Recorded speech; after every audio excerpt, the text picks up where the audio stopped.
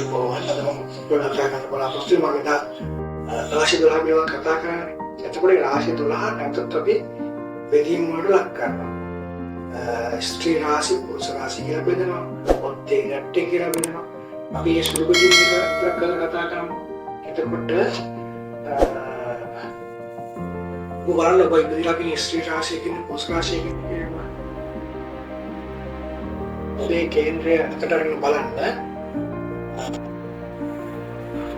ලක්න 12ක් තිබේ ලක්න 12න් 6ක් ස්ත්‍රී රාශි වලට අයිති වෙනවා තව ලක්න 6ක් පුරුෂ රාශි වලට අයිති වෙනවා එතකොට මේ කතා කරමු ඉස්සරම ඔත්තේ රාශි පිළිබඳව මේස ලක්නය මිථුන ලක්නය සිංහ ලක්නය තුලා ලක්නය ධනු ලක්නය කුම්භ ලක්නය මේස මිථුන සිංහ තුලා ධනු කුම්භ කියන ලක්න 6 ඒ ලක්න ඇවිල්ලා පුරුෂ ලක්න එහෙම නැත්නම් ඔත්තේ රාශිය කියලා කියනවා.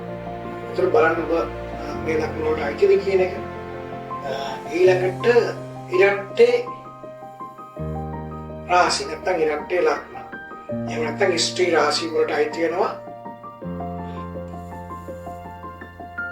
උසව ලක්නය උසව රාශි උසව ලක්නය කටක ලක්නය කන්‍යා ලක්නය වෘශ්චික ලක්නය මකර ලක්නය මීන ලක්නය උසව ලක්නය කටක ලක්නය කන්‍යා ලක්නය වෘශ්චික ලක්නය මකර ලක්නය මීන ලක්නය අපි ඒවට ඉරට්ටේ රාශි කියලා කියන්නත් පුළුවන් ඉරට්ටේ ලක්න කියන්නත් පුළුවන් ස්ත්‍රී රාශි කියලා කියන්නත් පුළුවන්.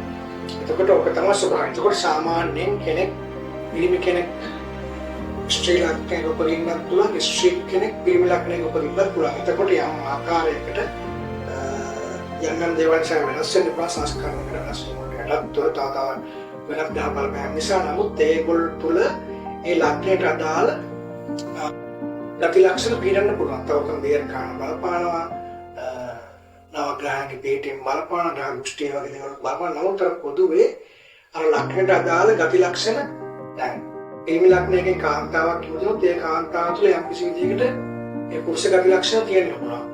ස්ත්‍රී ලක්නයකින් පිරිමියෙක් කියනොත් යම් විදිහකින් ඒ පුරුෂයා තුළ කාන්තා ගති ලක්ෂණ පිරෙන්න පුළුවන්කමක් තියෙනවා. ඉතින් ඔය සරල කාරණේ ඔබේ සාමාන්‍ය දැනුමට මතක තියාගන්න. ඉතින් ඔබ සවට තෙරුවන්